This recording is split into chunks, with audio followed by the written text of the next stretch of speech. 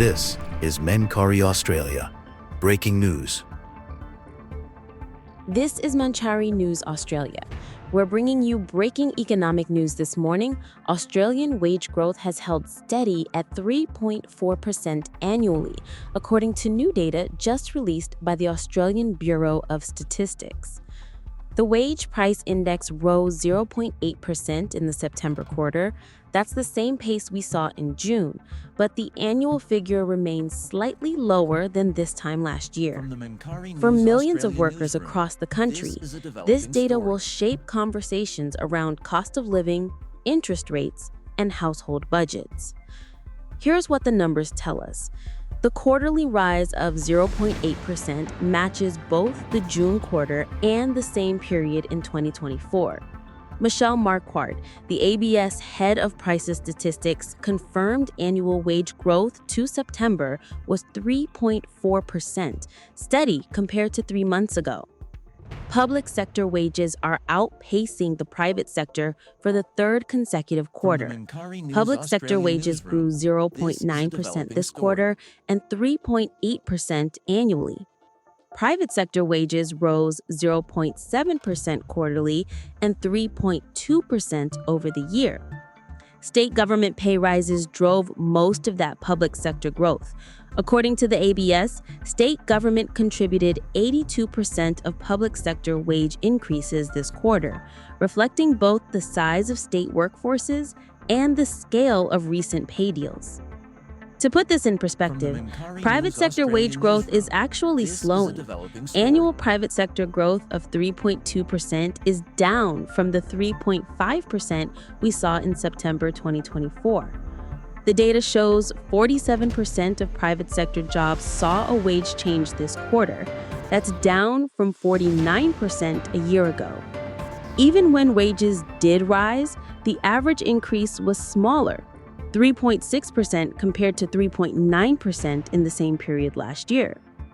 This September quarter also included the Fair Work Commission's annual wage review decision, a 3.5% increase that took effect from July 1st.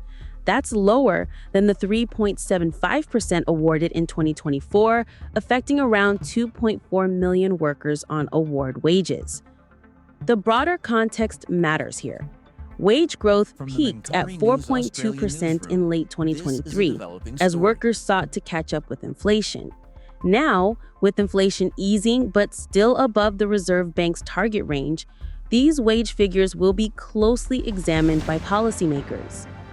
For everyday Australians, this data represents a mixed picture. Wages are still growing, but not as fast as they were. And for many, not fast enough to restore living standards after 2 years of high inflation. Public sector workers are seeing stronger gains, particularly those in state government roles where recent enterprise bargaining agreements have delivered significant pay increases. Private sector workers face a different reality. Fewer jobs are getting pay rises, and when they do come, they're smaller than last year. Economists will be watching how the Reserve Bank interprets this data. Steady wage growth at 3.4% annually sits in a zone that's neither too hot to fuel inflation concerns, nor too cool to signal economic weakness. The Reserve Bank Board meets next month and will consider this wage data alongside inflation figures due in the coming weeks. Any decision on interest rates will factor in whether wage growth is consistent with their inflation target. For everyday Australians, the focus now turns to upcoming enterprise bargaining rounds and the next Fair Work Commission annual wage review expected mid-2026. We'll continue following this story and bring you analysis of what these numbers mean for interest rates, household budgets, and the broader economy. I'm Michelle Beta from Marquardt News Australia.